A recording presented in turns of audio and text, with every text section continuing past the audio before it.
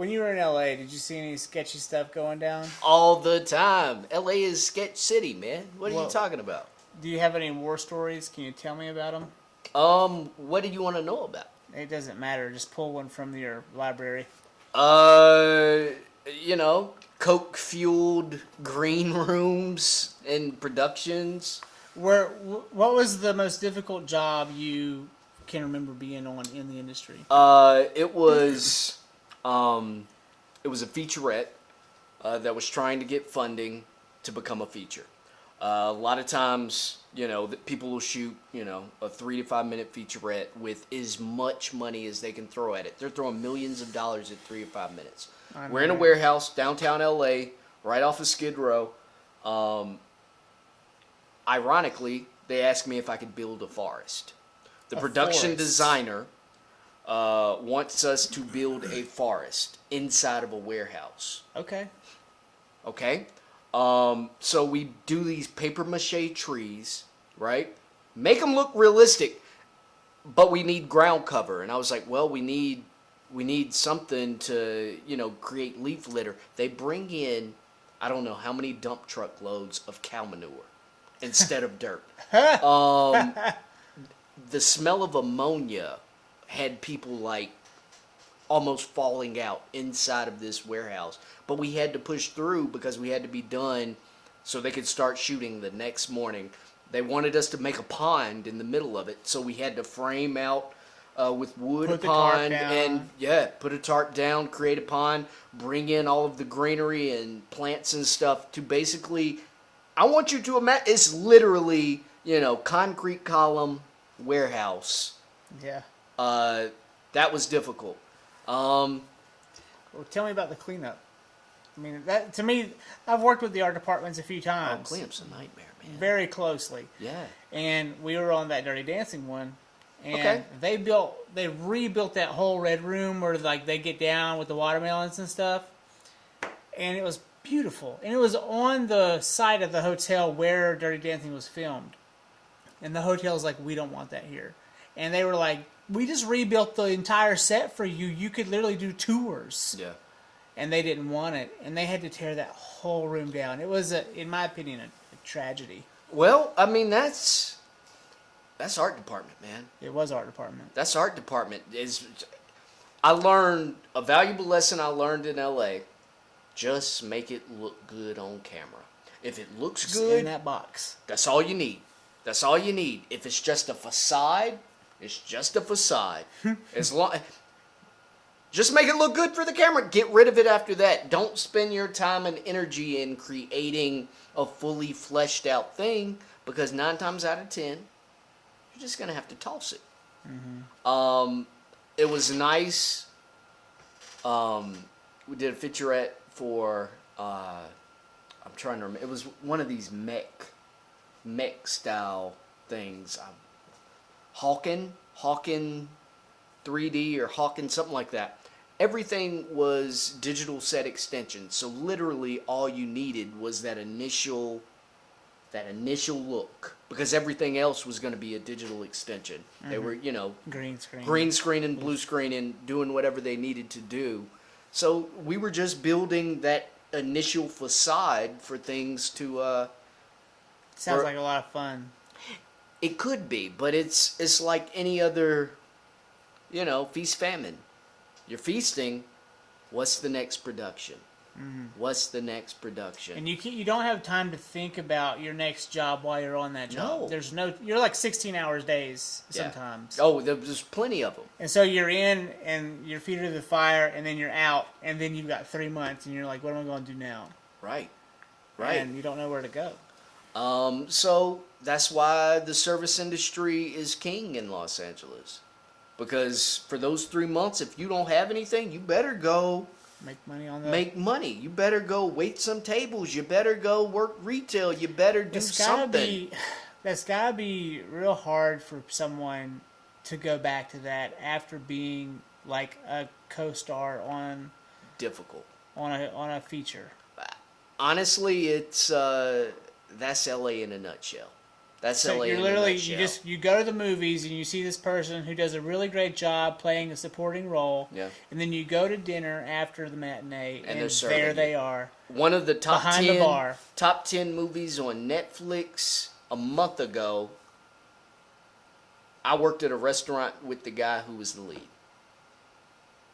And he's still leading this kind of double life, and I was like, no, I can't do this anymore.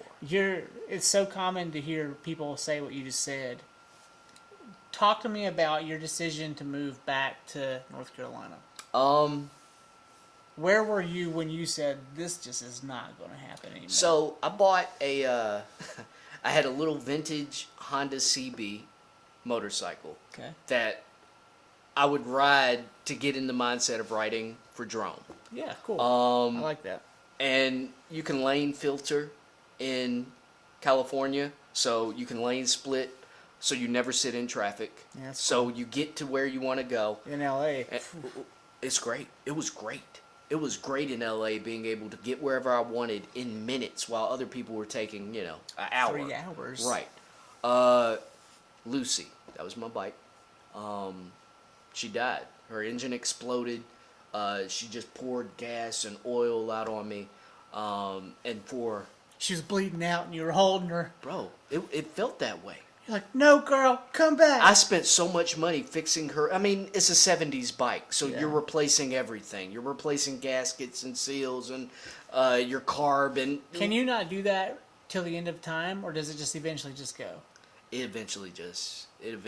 Well, I eventually decided I had spent way more money on her than she was So worth. on to the next owner. On to the next owner. There was a Japanese gentleman who owned a vintage. He knew what he was doing. He owned a vintage Honda shop, and had hundreds inside. She died on me. I had to ride the big blue line for a little bit because my bike was my life, dude. I didn't have a car. My motorcycle got me from A to B. So you're saying the big blue line is the bus. The big blue line is the bus. I bet that went from 100 to 0 really fast. Bro, it was tough. And I had so much pride that I started walking. I started walking instead of riding the bus with nothing against homeless people. There are people who are homeless for many, many different reasons. But there are an ample number of real deal drug addicts riding the bus Yeah. in LA. They're looking at you like... And they're looking at you like, what is this about? It's a chance to socialize. It's a chance to socialize. B.B. King's song comes on, Chains and Things. Chain... Breaks me. What song? Chains and Things by Okay. B.B. King. Okay. Perfectly captured like this sinking vibe that I was having. And all I could think about was the fact, I have acres of land, and I'm working myself to the bone for a shitty apartment with a busted hot water pipe, neighbors above me who are making noise all hours of the night. It broke me, man. LA at that moment, it was a rough spot for production for me. I'd done like a string of shitty music videos. Yeah, right. And it was just like, I'm done. I have all the equipment. I had bought, production equipment on top of production equipment. I was like, I can move back to North Carolina. I can move back to North Carolina and figure something out. All this time, the previous 2 years, every time I come home, I'd buy 15 to 20 trees, right? Cool. So I was sitting on a little arboretum at this point, and all my mind could think about was like, I hope somebody's taking care of my trees. I wonder if my trees are okay. And I'm walking. I was just done. And then I get a couple of emails about the script rewrite, and it was just like, I'm going to take a hiatus. I didn't know how long it would be, but I was like, I'll step away from LA for a few months. I'll see how I feel. Step away from LA for a few months, and What year was this? this was the beginning of Trump. So this was 2016. 2017. 7. So this was 2017. Had this weird meeting coming back to North Carolina. Met this guy, self-professed super redneck, which is cool with me. Whatever, different strokes, different folks. They're around. Who was literally Radagast from, and I'm gonna show my Tolkien nerddom right now. He was a brown wizard. He loved animals. Oh, tell me more about what's a brown wizard. So there are a couple of different types of wizards. Dungeons and Dragons? No, Tolkien. Tolkien. Don't lump me in with the D&D crew. I don't know, man. White wizard, gray wizard, brown wizard. Brown wizards, Radagast is the brown wizard in Tolkien, communes with the animals and trees. Okay, so he was just straight up in real He life. was straight up real life. Goes outside. The raccoons come up to his porch. Wow. At the back of the single wide, and he feeds them pizza crust. Well, that's why. Right, but Yeah. he knew everything about trees and animals and whatever, and it was this interesting switch between the artifice of LA, because LA is all just kind of this gilded dream and people holding on to their youth. I call it Neverland. It is Neverland, more or less, man. So I was back in the real world, and here was this guy who was into all of the things that I had spent, months and years thinking about. Learned about trees, finished planting an arboretum. Somebody saw the arboretum I had planted and was like, I will pay you to do the same thing.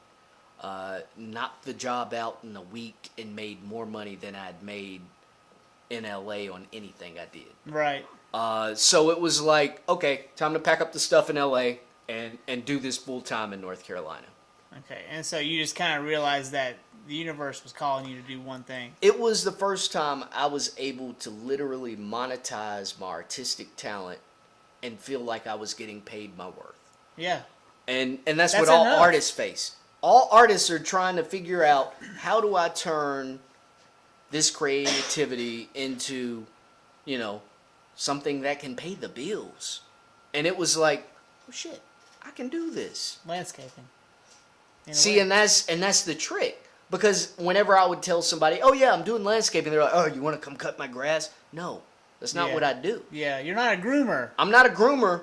I don't care about any of that. I will artistically prune. You will pay for my time. Your house will look like a poodle. Right. No, it won't. And yeah, it's, I'm at this interesting crossroads now that I'm filming the process of building this cabin, where I'm starting to knock the dust off those old skill sets. Well, I was going to say, you weren't really in documentary, though. Well, that's how I got my start. Okay, is it? Yeah. Okay. Yeah, I started off interning for a company. That's all they did was shoot docs. Okay, so. And I'm a natural, I want to know the story. I want to see that B-roll of you doing the things that make you click. Yeah. And so it's interesting. Narrative is cool, but kind of feeling my way through my own little doc right now is satisfying in a way I didn't know it would be. Well, I was going to say, what challenges are you facing creating your own documentary versus, working on someone else's then? It is hard to come up with, talking head interview stuff when it's just you, without seeming like you are completely nuts. I know. I mean, I got 3 right here. I know you do. You sit down here by yourself, and you got the power of a producer, right in your fingertips, and that'll be over here, and I'm like, I can do whatever I want in here, and I get verklempt, That's literally me right now. I can shoot the B-roll all day, every day.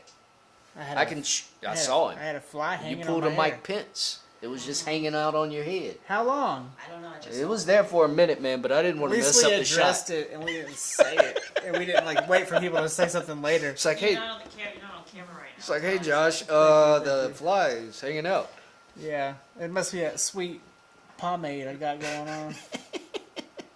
What were you talking about? Dude, I don't know. What you were saying, you seem crazy. You seem crazy when you're wanting to ask yourself questions and answer the questions. I've started a habit of riding in the truck without the radio on and talking to myself to try to like get in the groove. It just makes me feel crazy. It's easy to talk to yourself in the car. Very. So I think maybe what you could do is you could put the phone up and just let it go black screen, and then just forget that it's there. Yeah. And then just start vibing on it. It's a great idea. Mm-hmm. We'll see if it works. We'll see. Get a good mic though. And that's no the truth. problem.